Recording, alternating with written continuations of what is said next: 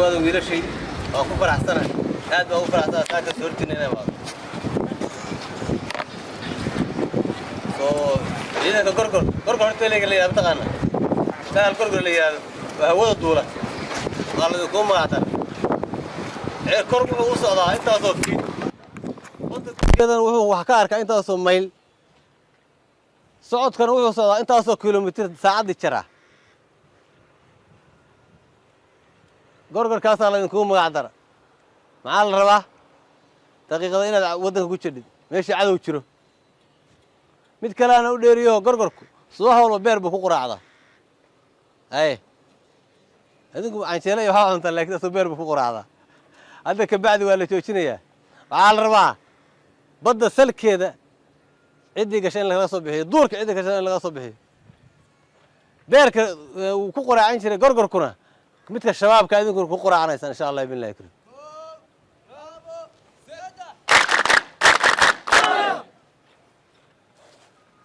gorgorkaasaa laydinkugu magac daray sharaftaas leh karaamadaas leh waa ayuhu nooc wax alla waxa duula boqorkooda waay maxay ka dhigan tahay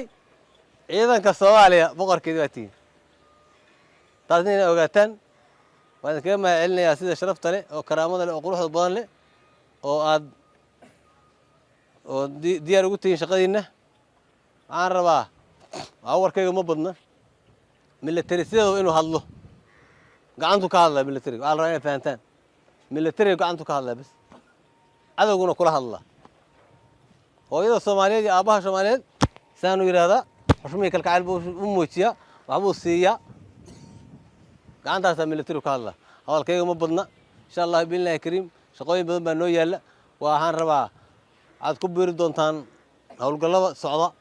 gorgor guulaha ay soo hoysay waad ka walaysaan soo maaha waad aragtaa waad daawataan baraatika la ka rabaa inaad u samaysaan baraatika saxa baa rabaa inaad nin baqayo ku jiri ma aaminsanahay nin walbow cadowgu waa jabay guulo badan baa laga soo hooyay wixii awdheeg baalgii meeshan la bari wixii lagu dhigan waad ogeeyay dheer wixii lagu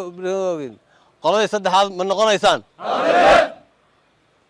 allah idin sharfo waa mahadsantihiin annaguna way garab taagana weliba inaan kaga horreynaan rabno xabad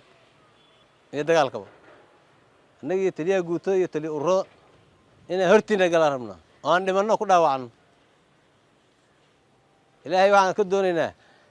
ajar inaan ka helno dhiigga naga daata ajar inaan ilaahay uga helno haddaan dhaawacno ilaahay inaan ajar kaga helno dhiidka intaan soconayno oo dalka u shaqeeyayno